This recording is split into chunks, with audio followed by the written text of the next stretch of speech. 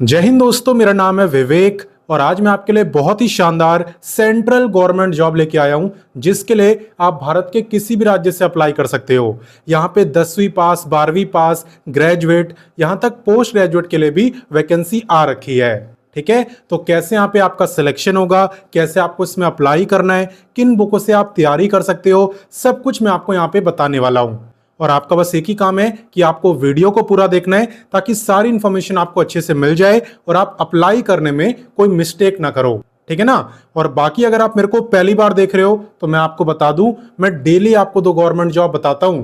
पहली government job आपको सुबह 10 बजे बताता हूं, डेली रोजगार विद विवेक पर, वो भी हमारा ही चैनल है। अगर आपने सब्सक्राइब नहीं करा तो वीडियो डिस्क्रिप्शन में लिंक है, आप वहां से कर सकते हो, या आप डायरेक्ट यूट्यूब पे सर्च करना डेली रोजगार विद विवेक, तो भी आपको दिख जाएगा, आप वैसे भी कर सकते हो।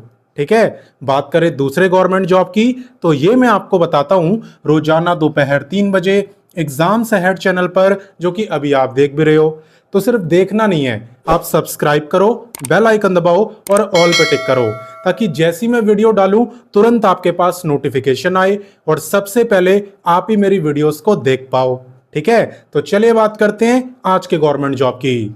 तो ये तो मैंने आपको बता दिया कि ये बिल्कुल परमानेंट और सेंट्रल गवर्नमेंट जॉब है, लेकिन ये निकाली किसने? तो देखो यहाँ पे लिखा हुआ है ना, SLBS-NSU, इसी विभाग ने ये वैकेंसी निकाली है। दरअसल ये एक यूनिवर्सिटी है, यहाँ पे आप इसकी फुल फॉर्म भी देख सकते हो।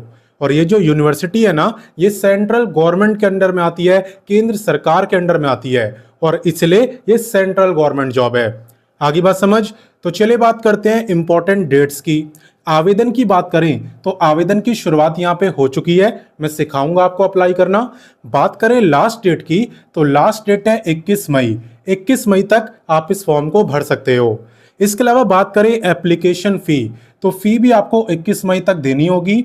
एंड बाकी बात करें एग्जाम डेट की, तो इन्होंने सब कुछ बता दिया है, लेकिन एग्जाम आपका कब होगा ये अभी नहीं बताया है। हालांकि अगर मैं आपको एक्सपेक्टेड बताऊं तो अगस्त मंथ में आपका एग्जाम हो सकता है, हालांकि ये मैं आपको एक्सपेक्टेड बता रहा हूं। क्लियर? तो चलिए इससे आगे बढ़ते हैं। तो चलिए अब नेक्स्ट बात करते हैं एलिजिबिलिटी यानी क्वालिफिकेशन की। तो जैसा कि मैंने आपसे कहा था, यहाँ पे 10वीं 12वीं ग्रेजुएट आप सबके लिए वैकेंसी आई है। तो देखो, अगर आप यहाँ पे 10वीं पास हो ना, तो आप बन सकते हो MTS यानी मल्टीटास्किंग स्टाफ। ठीक है। इसके अलावा 12वीं पास की बात करें तो 12वीं अगर आपने साइंस से करी है, साइंस से, तो आप यहाँ पे लेबोरेटरी अटेंडेंट के लिए अप्लाई कर सकते हो।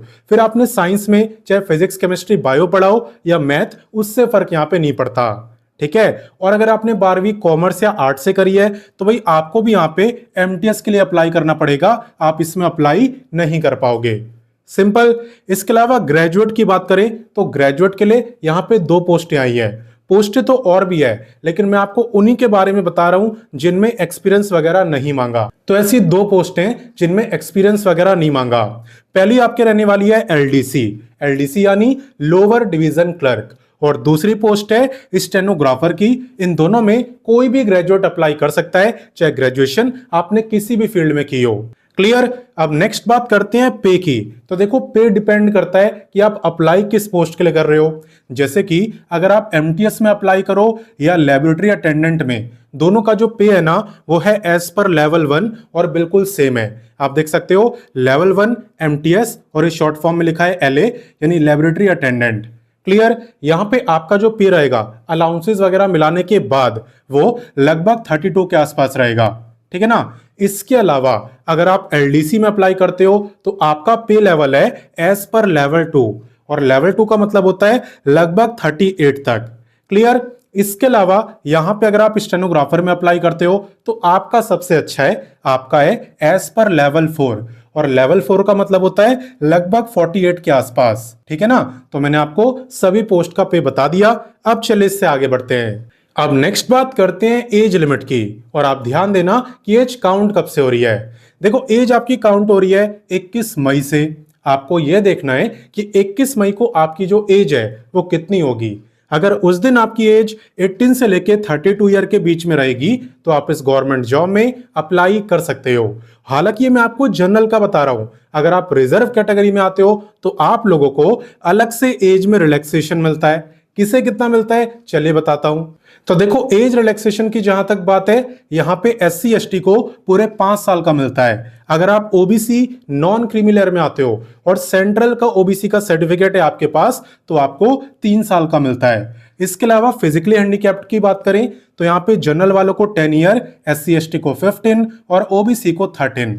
और अगर आप एक्स सर्विसमैन हो तो भी अप्लाई कर सकते हो, आपको मिलता है service year plus extra 3 year का रिलैक्सेशन। ठीक है ना, तो मैंने आपको कैटेगरी वाइज रिलैक्सेशन बता दिया। अब चलिए इससे आगे बढ़ते हैं। अब नेक्स्ट बात करते हैं वीडियो के सबसे इंपॉर्टेंट टॉपिक यानी सिलेक्शन प्रोसेस की।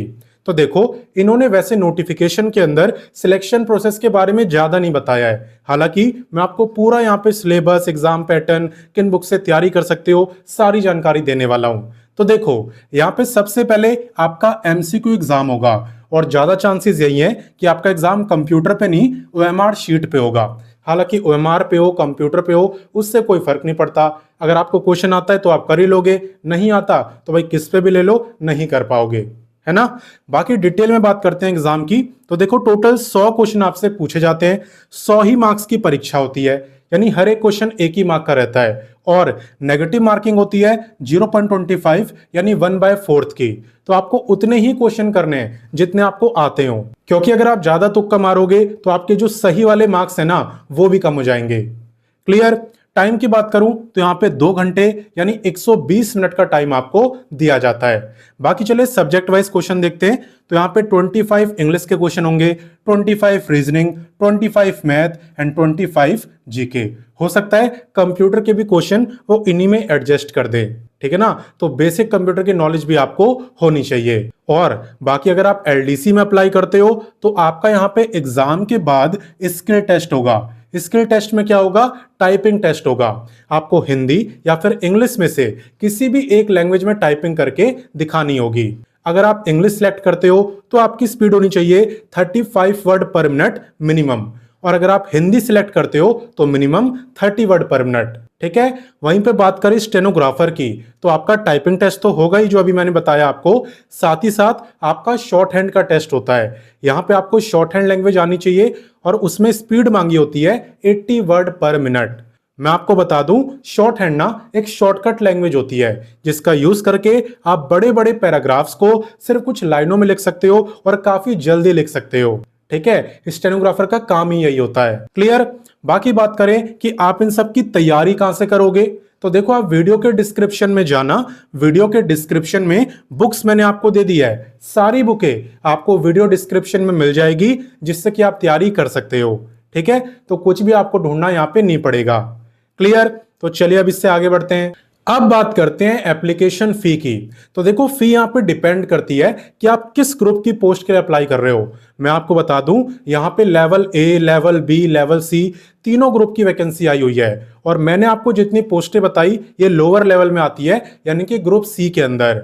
ठीक है, तो यहाँ पे ग्रुप C की जो एप्लीकेशन फी आप देख सकते हो, जनरल, OBC और EWS आप लोगों की है 1K। वहीं पे SC ST और सभी वुमेन आप लोगों की है 500। और अगर आप फिजिकली हैंडीकैप्ड हो तो आपकी कोई फी नहीं है, आप फ्री में अप्लाई कर सकते हो। ठीक है, तो कैसे इसमें अप्लाई करना है मैं आपको सिखाता हूं, साथ ही साथ आपकी जॉब लोकेशन क्या रहेगी, एग्जाम सेंटर क्या रहेगा, सारी चीजें मैं आपको बताता हूं। तो देखो सबसे पहले आपको गूगल ओपन करना है जैसे कि मैंने करा है, एंड यहां पे आपको लिखना है रोजगार टाइम। रोजगार टाइम लिख के आप सर्च करना। जैसे आप सर्च करोगे सबसे ऊपर आपको ये वेबसाइट दिखाई देगी रोजगार टाइम, एंड इसी पे आपको क्लिक करना है। क्लिक करने के बाद सबसे पहले आप इस वेबसाइट को डेस्कटॉप साइट में ओपन करना, जैसे कि मैं कर रहा हूं। इससे वेबसाइट एकदम स्मूथ चलती है और फास्ट चलती है। और साथ ही में यहाँ पे आप यस पे क्लिक कर देना ताकि सभी लेटेस्ट गवर्नमेंट जॉब की जानकारी आपके मोबाइल पर आती रहे। ठीक है, तो यस पे आपको क्लिक करना है। और बाकी आपको पता ही होगा कि रोजगार टाइम वेबसाइट पर सभी लेटेस्ट गवर्नमेंट जॉब के बारे में बताया जाता है, जिसे आप काफी आसानी से देख सकते हो। आपको बस लेटेस्ट जॉब पे क्लिक करना होता है, फिर जितनी भी लेटेस्ट गवर्नमेंट जॉब होती है सब आपको दिख जाती है। और यहाँ पे आप क्वालिफिकेशन वाइज भी गवर्नमेंट जॉब देख सकते हो। यहाँ पे 10वीं 12वीं graduate, ITI, diploma, post graduate सबके लिए गवर्नमेंट जॉब अवेलेबल है। क्लियर। और बाकी थोड़ा सा नीचे आते ही आपको दिखेगा एक सर्च बार, इस पे क्लिक करके आप किसी भी वैकेंसी को बहुत आसानी से ढूंढ सकते हो। आपको इस पे क्लिक करना है, वैकेंसी का नाम लिखना है और सर्च करना है। वैकेंसी आपके सामने होगी। जैसे कि अगर अभी वाली वैकेंसी की बात करें तो आप ये लिख के सर्च करोगे तो ये वैकेंसी आपको दिख जाएगी, या फिर आप थोड़ा सा नीचे आना होम पेज पे ही तो भी आपको ये वैकेंसी दिख जाएगी।